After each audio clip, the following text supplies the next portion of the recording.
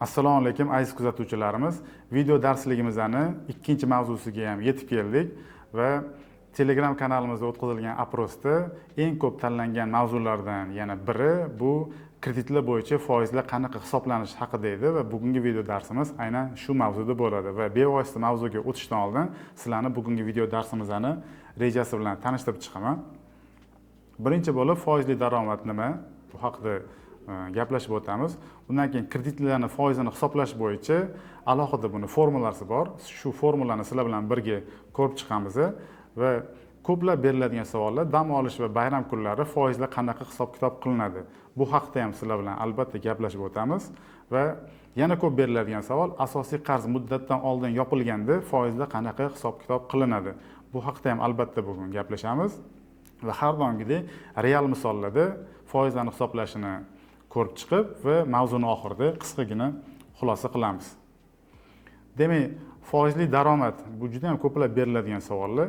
Foizli daromad nima deyiladigan bo'lsa, bu oddiy til bilan sizga tushuntiradigan bo'lsam, siz biror bir moliya tashkiloti va bizning holatimizda, bizning keysimizda agar bankdan qarzga biror bir summa oladigan bo'lsangiz, shu summani ishlatgan davringiz uchun to'lanadigan, shu summani ustidan qo'shib to'lanadigan foizlar hisoblanadi.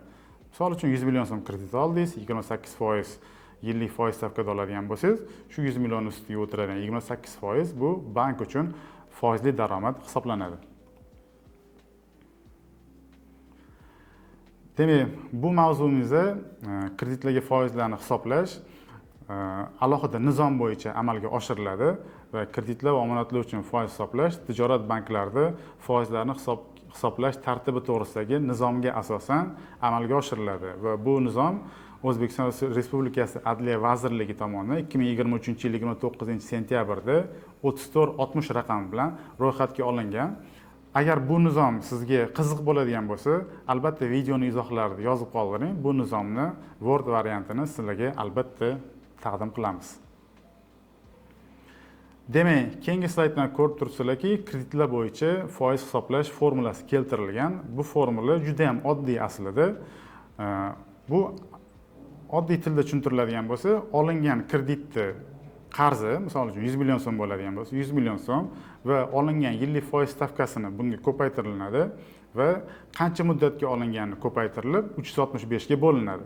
Bu nima degani? Olingan kreditingiz foizi va ishlatgan davringizni umumiy hisobini olib 365 kunga bo'linadigan bo'lsa, sizni o'sha hisoblanadigan foizlaringiz kelib chiqishini ko'rishimiz mumkin va keyingi slaydlarda buni foizlar bo'yicha batafsil gaplashamiz. Agar real misollarda ko'rib chiqadigan bo'lsak, bir kunlik foizni hisoblashimiz uchun, masalan, kredit summasi 1 million so'm deb oladigan bo'lsak, kreditning muddati 12 oy va foiz stavkasi 24% deb olinadigan bo'lsa, 1 million so'mni, ya'ni kreditning asosiy qarzini biz foiz stavkasiga ko'paytiramiz. Bizning holatda bu 24% ga va 365 kunga bo'lamiz. Yuqoridagi nizomda yozib qo'yilgan kreditlar bo'yicha kunlik foiz 365 kun misolida olinadi va ayrim qarorlar va tegishli hujjatlarga asosan ba'zi bir kreditlar bo'yicha 360 kun misolida olinishi mumkin, lekin asosan biz amaliyotda 365 kun qilib olinadi.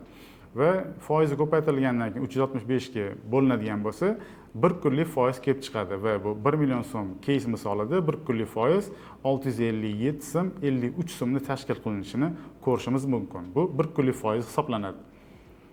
Endi bir oylik foiz qanaqa hisoblanadi deyiladigan bo'lsa, xuddi shunaqa 1 million so'm, ya'ni asosiy qarzi, bizning misolda 1 million so'm, siz o'zingiz kreditingizni bemalol olib hisoblab ko'rishingiz mumkin. O'zimizning keysga qaytadigan bo'lsak, 1 million so'mni 24% ga ko'paytiriladi, ya'ni umumiy foiz kelib chiqariladi va uni bir oylik, ya'ni 31 kunga ko'paytirilib 365 ga bo'linadigan bo'lsa, bir oylik foiz kelib chiqadi. Ya'ni bu bizning misolimizda 20 ming so'm 383 so'm 56 tiyinni tashkil qilishini ko'rishimiz mumkin. Ya'ni bu nima degani? 1 million so'mlik kredit olinadigan bo'lsa, birinchi oyda differensial to'lov usuli tanlanadigan bo'lsa, asosiy qarzga qo'shib 20 ming so'm 383 so'm pulni bankka qaytarishni ko'rishimiz mumkin. Umuman olib qaraladigan bo'lsa, banklarda foizlar kunlik hisoblab boriladi.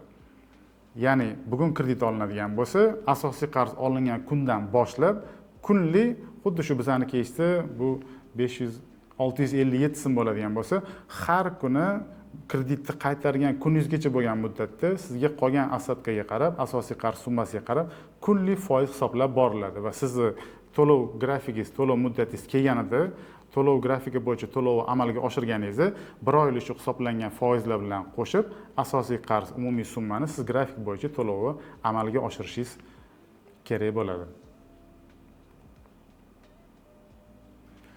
Demak, foiz hisoblashni agar real misolda ko'rib chiqadigan bo'lsak va buni grafikda sizga shu slaydda ko'rishingiz mumkin. Xuddi shu 1 million so'mni 12 oy davomida 24% dan olgan bo'lsangiz, kunlik 657 so'm va 31 kunlik 20 ming so'm, 383 so'm qanaqangi распределение qilinishini ushbu to'lov jadvalida ko'rishingiz mumkin va bu yerda kredit qoldig'ida ko'rsatib qo'yilgan. Birinchi bo'lib 1 million so'm qarz olganingizdan keyin birinchi bo'lib to'lovni amalga oshirganingizda siz bankka 103.716 so'm 89 so'm to'lovni amalga oshirasiz. Bu differensial to'lov usulida va buning ichida 83.000 so'm 333 so'm bu faqatgina asosiy qarz hisoblanadi va 20.000 so'm 383 so'm 56 tiyin boyagi sizlar bilan birga hisoblab chiqqanimiz, ya'ni bu 1 oylik foiz hisoblanadi.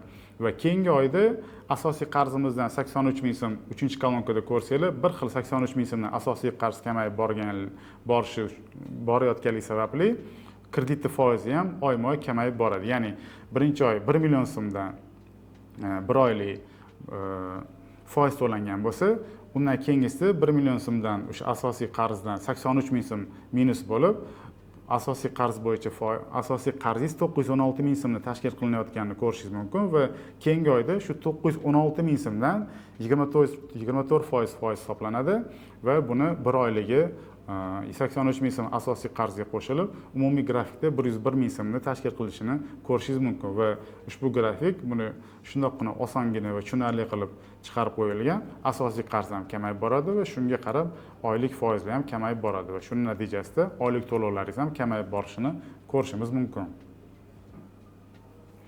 Demak, dam olish va bayram kunlari foiz hisoblanadimi va qanaqa hisoblanadi degan savolga javob beriladigan bo'lsa, to'lov grafiki bo'yicha siz kredit oldingizmi, bo'ldi. Qancha muddatga olinadigan bo'lsa, 1 yil bo'ladimi, 3 yil bo'ladimi, 5 yil, 10 yil, 20 yil ipoteka krediti bo'ladigan bo'lsa, dam olish kunlari va bayram kunlaridan qat'iy nazar har kunlik foiz grafik bo'yicha hisobga olib boriladi, ya'ni hisoblanib boriladi. Lekin bu yerda, bu joyda bitta muhim jihati bor. Foizlar ushbu nizom bo'yicha, yuqorida aytib o'tilgan nizom bo'yicha shanba, dam olish kunlari, shanba, yakshanba, bayram kunlariga to'g'ri kelinadigan, bayram kunlari uchun hisoblanadigan foizlar shu haftani oxirgi ish kunida oldindan hisoblab qo'yiladi. Chunki dam olish kunlari bankda balans yopiq bo'ladi, ya'ni juma kungi balans yopiladigan bo'lsa, dushanba kungi balans bilan ochilinadi, ya'ni o'rtadagi 2 kunning foizi oldindan juma kuni hisobga olib qo'yiladi. Agar buni real misolda ko'rib chiqadigan bo'lsak va sizlarning tushunishingizga yana ham oson bo'lishi uchun ushbu grafikni tayyorladik. Bu grafikdan ko'rishingiz mumkin. To'lov kuni agar may 2025-yil may oyi misolida olinadigan bo'lsa, to'lov kuni grafik bo'yicha oyi 10-kuni, bu 10-may bizda dam olish kuni, ya'ni shanba kuniga to'g'ri kelganligi sababli va 9-may xotira va qadrlash kuni, bu ham bayram kuni bo'lganligi sababli 9, 10 va 11 may kunlari bizda nasib qilsa 3 kunlik dam olish kuni hisoblanadi va shu sababli yuqoridagi nizom talablari bo'yicha 8 may kuni 9, 10 va 11 may kunlari uchun 3 kunlik foiz oldindan hisoblab qo'yiladi. Bu degani 657 so'mni shu 3 kunligi. Agar foiz bo'yicha hisob raqamni aylanmasini oladigan bo'lsangiz, har kuni shu foiz bo'yicha hisob raqamda 657 so'mdan foizlar ko'payib borayotgan bo'lsa, aynan 8 may kuni bu summa deyarli 1900 so'mni tashkil qilishini ko'rishingiz mumkin. Ya'ni oldindan shu bayramlar va dam olish kunlari uchun ushbu hisob raqamda, tegishli hisob raqamda foizlar bo'yicha hisob-kitob oldindan amalga oshiriladi.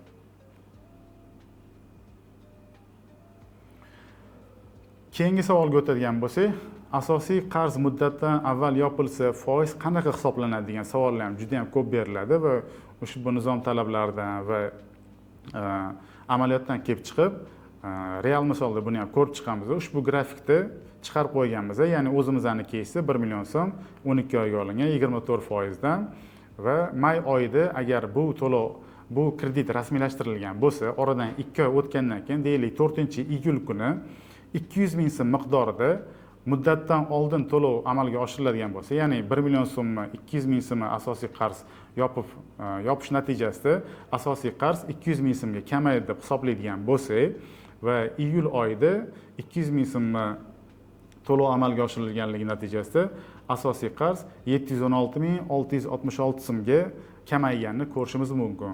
Va bu sanadagi to'lov amalga oshirilgandan keyin, ya'ni grafik bo'yicha ushbu grafikda 6-iyulda to'lov amalga oshirilgandan keyin shu oydagi asosiy qarz grafik bo'yicha minus bo'lgandan keyin ko'rib turibsizki, asosiy qarzimiz 633.333 so'mni tashkil qilishini ko'rishimiz mumkin va shuning natijasida bu differensial to'lov usulini inobatga olinadigan bo'lsa, keyingi oy uchun, ya'ni avgust oyi uchun foiz aynan shu qoldiq summa 633.333 so'mdan hisobga olinishini ko'rishimiz mumkin va bunda kunlik foiz 1 million so'm bo'lganda asosiy qarzimiz kunlik foiz 657 so'mni tashkil qilgan bo'lsa, 633 mingga asosiy qarzimiz kamaygandan keyin kunlik foizimiz 416 so'm 44 so'mni tashkil qilishini ko'rishimiz mumkin va keyingi oy uchun grafik bo'yicha 31 kunlik foiz boyagi formulaga qo'yadigan bo'lsak, 416 so'mni 31 ga ko'paytirsak, bu 12.909 so'mni tashkil qilishi mumkin va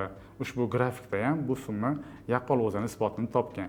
Ya'ni oddiy qilib tushuntiradigan bo'lsak, asosiy qarzni siz qanchalik oldindan yopib kamaytiradigan bo'lsangiz, kredit bo'yicha foizlar ham shunga mutanosib ravishda asosiy qarzdan hisoblanganligi sababli foizlar ham kamayib borishi va bu sizga kreditni oxirida anchagina foyda bilan yopishga sizga sabab bo'ladi. Demak, ushbu mavzu bo'yicha, ya'ni xulosa qiladigan bo'lsak, kreditlar uchun foizlar kunlik hisoblab boriladi. Boyagi formula asosida istalgan summangizni qo'yib, kunlik foizni hisoblab chiqarishingiz mumkin va qancha muddatga kredit olmoqchi bo'lsangiz, o'shancha oyga ushbu kunlik foizni ko'paytiradigan bo'lsangiz, siz umumiy qancha foizni bankka qaytarishingiz yaqqol kelib chiqadi va bu amaliyotda o'zini isbotini topayotgan deb bemalol ayta olamiz. Dam olish va bayram kunlari ham foizlar hisoblashdan to'xtatilmaydi.